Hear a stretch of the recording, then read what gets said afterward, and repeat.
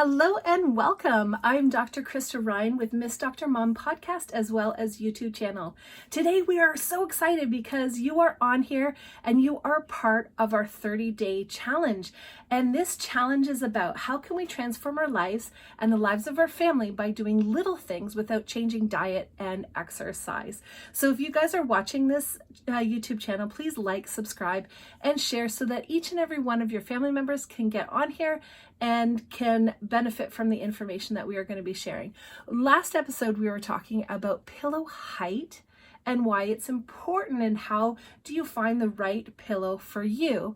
So if you haven't watched that episode, go back and watch it before you proceed with episode 2, which is we are going to be talking about how do we use our pillow properly and why pillow placement matters. And I know this is kind of a weird topic to get into right at the very beginning, but a lot of us will get into weird positions at night, and then we end up in a chiropractic office, such as my office, and just having a little bit of education can change all that for you and your family. So the first time I came across or had my own sleeping positions, I was actually in chiropractic college and I didn't know the importance of sleeping positions, and I didn't know the importance of actually having proper support when I slept at night. And my first experience with this was I used to have this down pillow. The down pillow had zero support. I used to have to scrunch it up under my neck and try to find the right sleeping position, and it was always different every night. Now, when I was a baby, I was taught to sleep on my side, and I just continued doing that for, I think, the whole course of my life, although I have had positions where I'm sleeping on my back or my stomach. Now, when I implemented just creating a change with the pillow that I was using, I went to this down pillow that had zero support to a chiropractic pillow, which had some height to it. And it took me 6 months. So I'm not kidding. I threw it across the room when I was sleeping. I had no idea I was doing that. When you start changing these things, you might not realize how important it is, but the end is worth it because I would never, ever go back to sleeping with a down pillow in the way that I was. And because of that, I don't have this pain in my neck that corresponded with that time period in my life. I think I remember pain even as a child. And after I got my pillow right, I haven't had neck pain since. And I will get it if I go to a hotel and sleep in a funky position with pillows. Now, it's very important to get the right pillow height, but the next step to that is how do we position our pillow and how do we position pillows around our body in order to support the muscles. Now, I got to step back a little bit and teach you guys a little bit how muscles work, because some of these things that we don't really think about and then we don't know how it relates to what we're doing in our lives. So I'm going to give you an example. Muscles work in groups. So if I turn one group off, another group has to turn off in order for me to move in the direction that I want to move in. For example, when I put my ear to my shoulder, I'm turning on the muscles that are contracting on one side, and the muscles on the opposite side have to shut off, or they'll be fighting against each other and I'll never get that movement. Now, do you guys spend all day in a hunched position? My husband's a helicopter pilot, and he came home and had massive back pain and problems because he was doing something called lung lining, where he was putting his head out the window and looking down at a line under him, and he was trying to take the load that was on that line. He was moving it through the bush, and he had to be very accurate and put it in the right position. But because he was bending to the one side, when he tried to straighten up, he couldn't, because he just worked out a muscle for 8 hours that he wasn't used to working out. And as you know, none of us ever want to go to the gym and work out for 8 hours and then think we're okay after. He had that same muscle pattern happening in his body where he was contracted in one position and it was shutting off the opposite group of muscles. So when we're sitting at a desk and we're hunched over, we're turning on our ab muscles.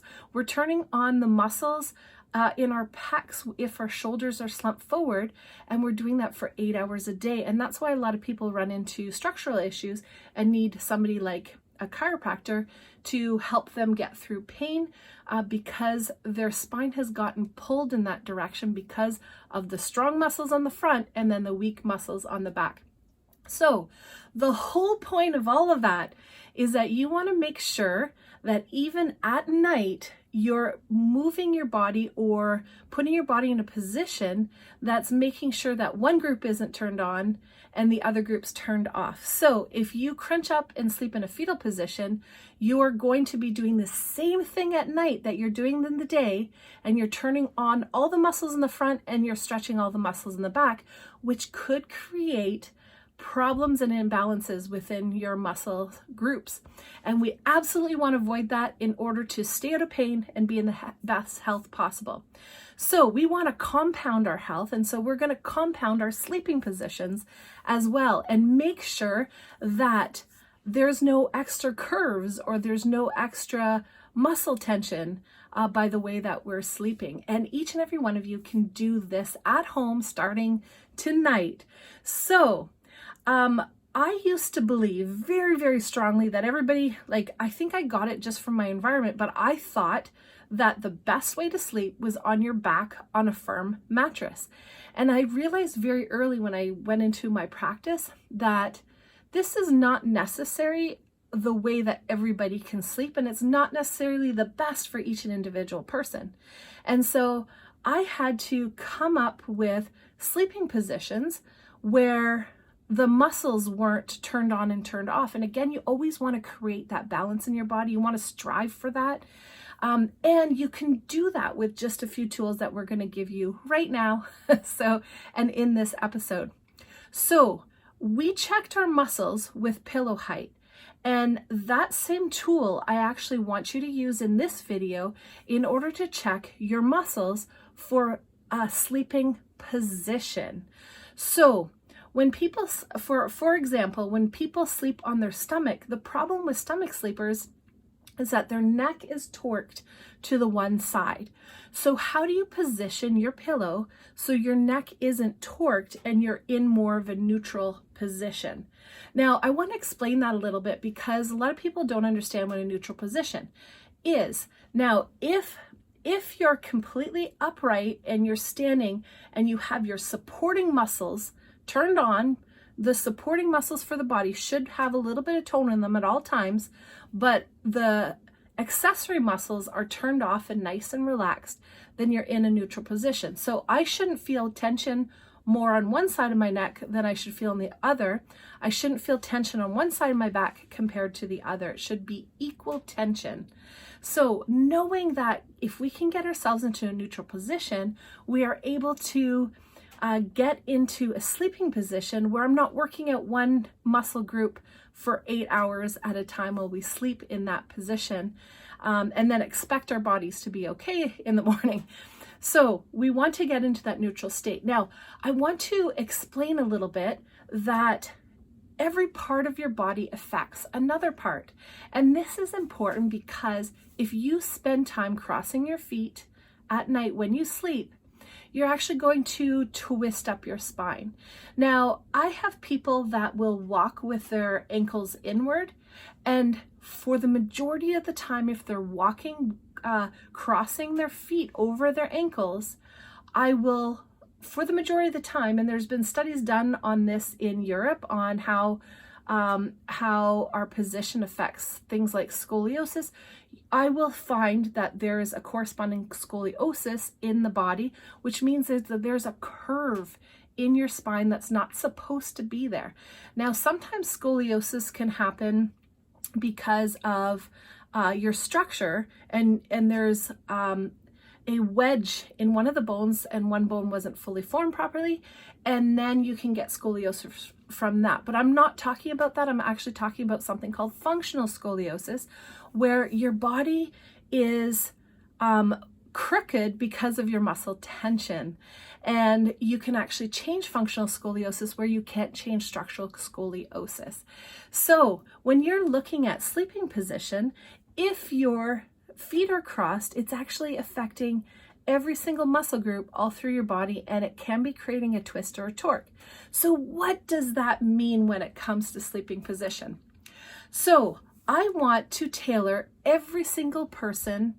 I want to tailor their sleeping position according to the position that they're comfortable in, that they're used to, and then I want to make sure that there's no extra pressure. So, for example, if you sleep on your side, I want to make sure that your shoulder is not crossing your body, or your neck is not getting support enough. We want to start and maintain that neutral position. So how do we move into a neutral position? Well, you can do that by things like hugging a teddy bear or hugging your spouse, where your shoulder isn't, like, both your arms aren't lying to the one side. You can also do that by not having your feet crossed, not crossing your knees, making sure that both knees aren't touching the bed at the same time. So I want you guys to really think about this tonight when you get into your sleeping position, and I want you to go through the process. I want you to feel your back and feel your right side of your back. Is it relaxed? Is it tight? Feel the left side of your back. Is it relaxed or tight?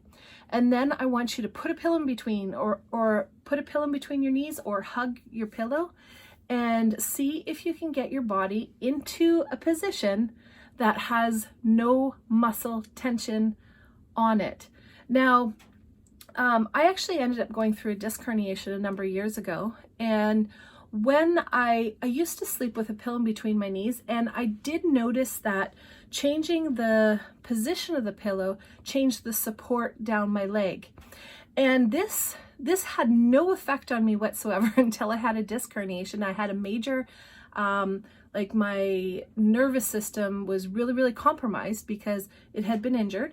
I actually needed to support all the way down my leg, and I couldn't just use my regular pillow anymore. I had to change so that I started using this big teddy bear. And what the teddy bear was doing is it was putting my leg in a position that actually took the pressure off the nerve, so that the nerve wasn't contracting my muscles continually at night when I slept. But it was also supporting all the way down to my foot, because I was getting numbness in the bottom of my foot and up the back of my leg, which I still have to this day. And so it's important to look at these positions and make sure these are positions that are right for you. And you have to tailor them according to your muscle function. And I really want to stress that, because you want to test all of this stuff against your own body. This is something that you want to do, and it's not willy-nilly, and there's not a one-size-fits-all. This is something that, okay, if I sleep on my stomach and that's the most comfortable position, but I'm getting back pain all the time, how do I change my back pain?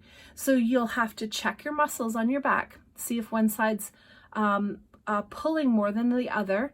And if it is, you're going to actually have to try straightening your neck first and seeing if that makes a difference.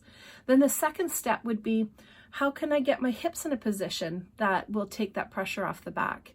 And you guys can do this. If I want to empower each and every one of you to take charge of your health, learn these things and pass these things on to future generations, because if we can change little things in our lives, and if we can change them on a continual basis, just one thing at a time, we can elevate our health without all the massive exercise and diet changes that we tend to associate with better health.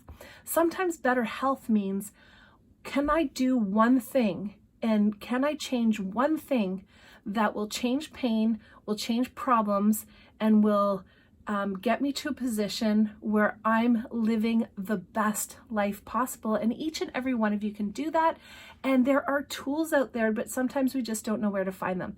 So if you know of people that can really benefit from the information that we're sharing within the YouTube channel or the podcast, please reach out to them and share, because this is a free platform. Now, if you guys want further information on Miss Dr. Mom, or on what I do personally and how I teach people how to help themselves at home, we have a wonderful website that is www.MissDoctorMom.com. healthhelp@home. And please spell out each and every individual word, .com. And I have a video library where you can look up certain conditions just by typing them in, and it'll pull up a lot of videos for you that will help each and every spot in your body. So I hope you guys are enjoying our challenge and how to elevate your health today without massive diet and exercise changes.